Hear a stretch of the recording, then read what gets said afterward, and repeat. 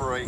Jorge Martin, he's been as good as Bagnaia, really, hasn't he, in the sprint on Saturday. That's the motorway. It was almost disaster, wasn't it? Just coming 3 or 4 seconds after he'd caught on the inside of both Bagnaia and Miller.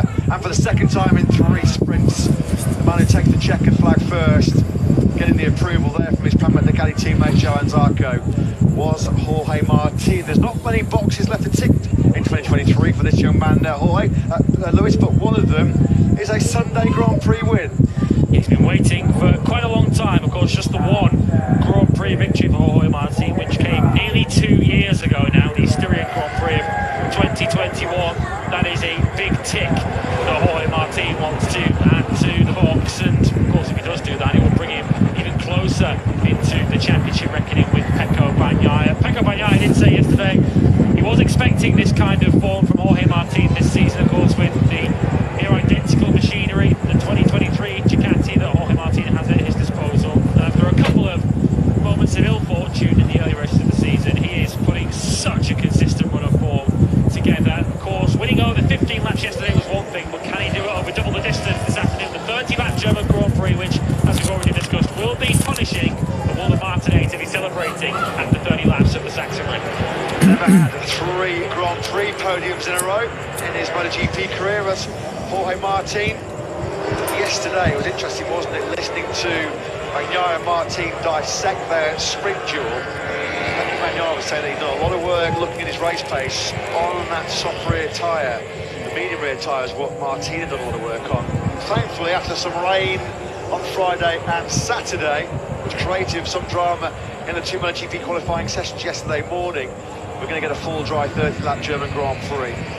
What will be the pick for that rear tyre? Will it be the asymmetric soft or the medium? Hard on the left-hand shoulder, of course, because of the 10 left-hand corners, which really do stress and abuse the left-hand side of that tyre. And you do feel, as we have the hottest conditions of the weekend by quite some distance, it would be a bold move for anybody to run a compound softer than that hard. I would be gobsmacked if anybody did go for the medium front tyre. I quickly saw Marco Bezzecchi in the press room last night as he was explaining his frustrating and disappointing 7th place at the conclusion of that sprint. He was one of a small select number of riders that did go for the medium front, and he tried to find some solution to his understeer issues. And he just said, absolutely not a prayer, not a hope in hell he can make that medium work over 30 laps today. So you do feel it's going to be a straight showdown in terms of the front tyres. You can clearly see there Enea Bastianini, the very distinctive yellow banded hard Michelin front. So give me a quick look at that commentary box sprint. There's a few riders filtered to the grid. I can see Morbidelli, Alex Marquez, Augusto Fernandez. They've all got the hard front tyre fitted, of course. So has Luca Marini, rather. Pecco Bagnaia, the world champion, filtering his way to pole position. He's got the hard front tyre on as well. But also take a brave rider at this stage with the climbing temperatures to go for the soft rear tyre. Perhaps those riders who maybe are feeling it's worth a little bit of a gamble this afternoon, those playing catch-up, maybe the Aprilias further back. Fabio Quartararo, who's back in 11th place now on the grid, promoted by Marc Marquez's withdrawal from the Grand Prix. Will any of them feel like rolling the dice and going for that softer rear tyre? Pecco Bagnaia pulls onto pole position. The question, of course, is can he turn the tables on Jorge Martin in this afternoon's Grand Prix? And can he get to the first corner first? Because, of course, he's got Jack Miller on the fast-starting KTM. He starts on the outside of that front row. Jack Miller didn't exactly get the ideal start yesterday. He was a little bit distracted by a tear-off under his front wheel yesterday.